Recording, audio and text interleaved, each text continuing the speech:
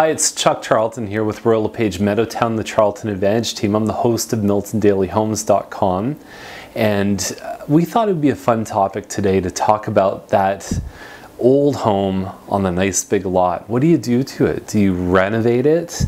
Do you do an addition, or do you just rip the thing down and start over again? There's pros and cons to each approach.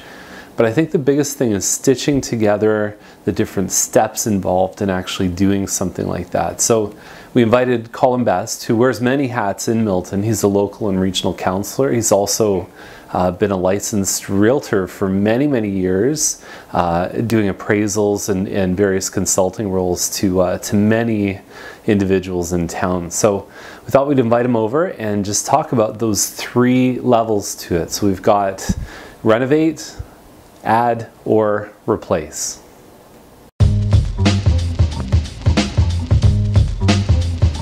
Hi, I'm Colin. I'm going to take you through some of the steps of looking at an older home. Renovation is usually the cheapest and easiest to do for most people. You don't need a lot of permits or a lot of costs, but you have to look at the neighborhood. It's something that if a renovation makes the house worth more, it's worth doing. I'd suggest if you're buying a house first, get a property inspector in, seeing what the structural needs are for the house. Does it need upgraded electrical, upgraded plumbing?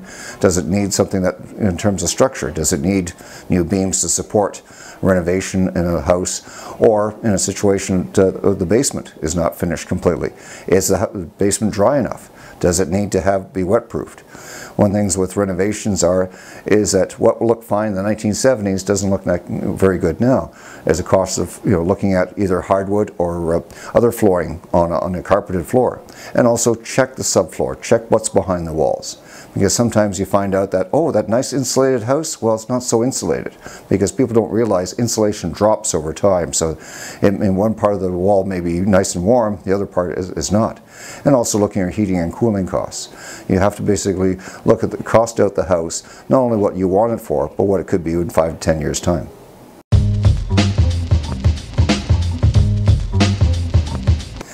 Second option buying an older home is putting an addition on.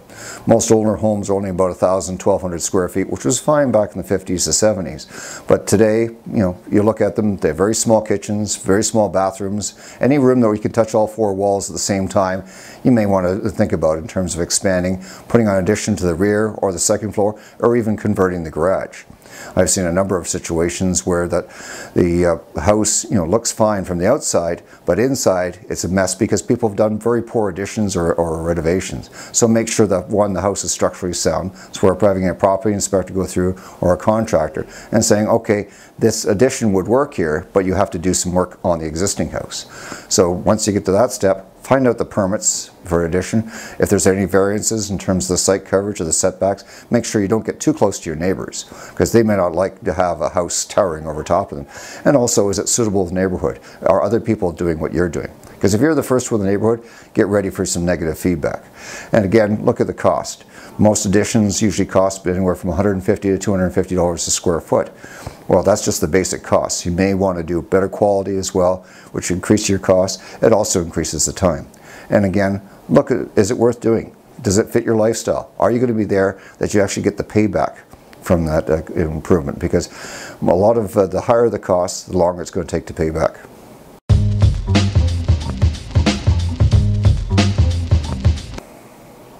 The third option in buying an older property is replacing the existing house with a new house. There are several areas in Milton that you can look at. This is on the map here. We have most areas such as we call the west of the fairgrounds and also the Mountain View neighborhood. They were built in the 1950s. The homes are about 800 to 1,000 square feet. They are gradually being replaced with larger homes. First thing I suggest you to check is with the planning department, also the heritage planner. If the house is built before 1930, it's on the town heritage list, but it's not designated, which means that you can take it down, but you have to have some consideration in the neighborhood.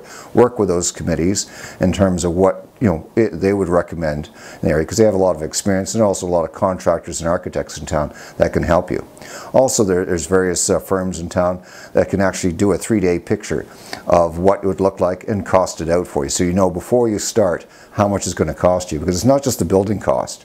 It's all the landscaping costs, the site development costs, and the permitting costs. You get a credit in terms of the demolition of the property, which may cost you anywhere from $25,000 to $50,000, but you also have costs for new building permits, probably site plan approvals, and various other things such as a committee of adjustment variance if you're going too far in terms of lot coverage or site plan.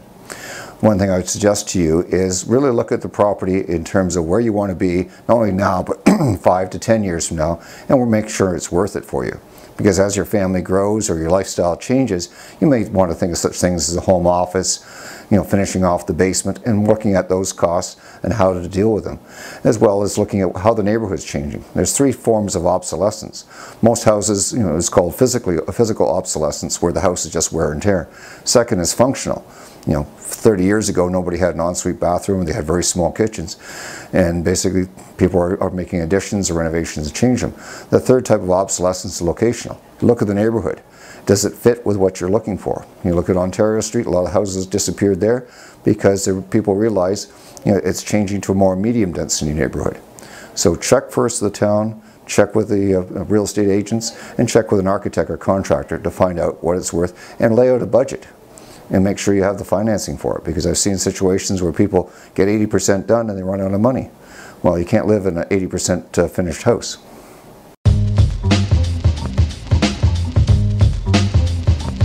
So I hope you enjoyed today's video, and if you have any questions, I'm going to leave both of our contact information at the end of the video. And it's really a lot more fun when we're talking about a real life option. So if you're interested in a home that needs any one of these 3 options, just reach out to us here at the Charlton Advantage team at 905-693-9346, or even just watch us talk about some of the things in real life, all the new listings that come on the market over at Milton Daily Homes. Thanks for watching.